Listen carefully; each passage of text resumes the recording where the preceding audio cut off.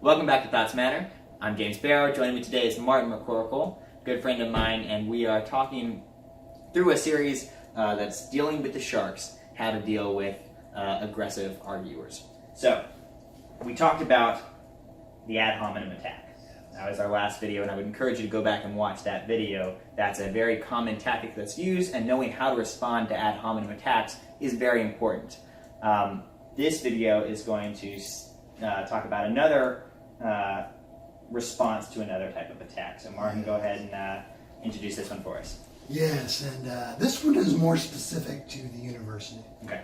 To any academic environment, or really any environment where there is a person with a lot of authority. Okay. And you're in the audience or the classroom. Mm-hmm. And the thing that, and I had to learn this the hard way, this was a tough one to learn, is that you must stay being the student and do not allow the teacher to make you the teacher. This is where you get into problems.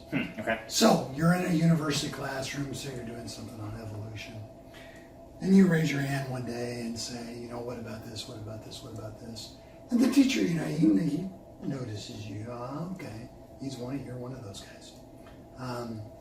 And so then what happens is the next class, Mr. McCorkle, could you tell us about this? You seem to have an opinion about this yesterday. What do you think about this? And bam, man, you got to be on the ball for that. Because as a young man, I would take that bait. I'd be like, I know my stuff. I'm going to get in this tank. I can handle anything. Wrong. What the teacher wants to do is set you up as an authority so he can show you're an idiot. Okay? You need to stay the learner, asking the questions. Do not allow yourself to become the teacher or the expert. Do not fall for that. In a classroom setting. Yes. Right. Yes. Do not do this. So a teacher says, Mr. McCorkle, you had some questions about the origin of life. Yesterday I was very thoughtful of you. What do you think about the evolution of angiosperms or whatever? And, I'd take a swing at that, and the professor would be a listener.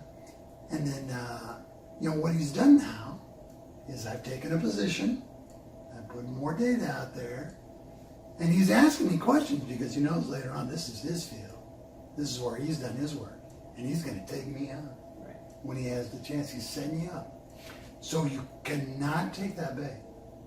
So the professor says, Mr. McCorkle, you had some fascinating comments on the origin of life last meeting.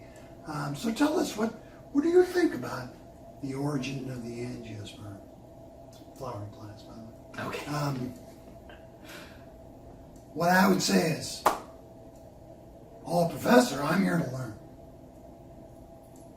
Yeah, I'm here to learn. I just had a question. I don't want to be the teacher. I came here because you're the teacher. I'm sitting here. I'm a student. You're the teacher. I'd like to hear what you have to say.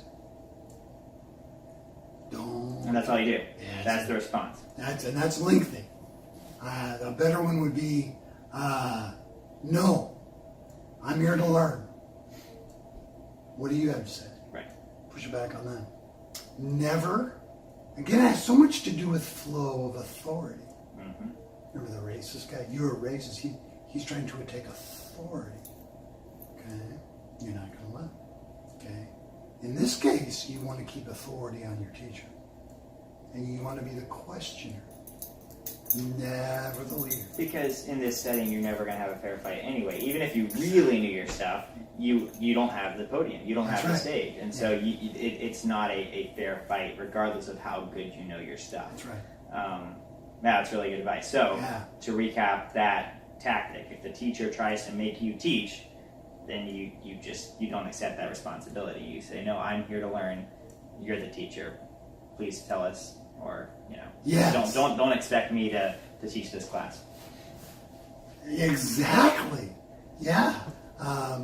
And you could be I mean, here again, we're moving towards satire, but you can have a lot of fun. You can have a lot of fun with If you this. wanted to be a smart aleck.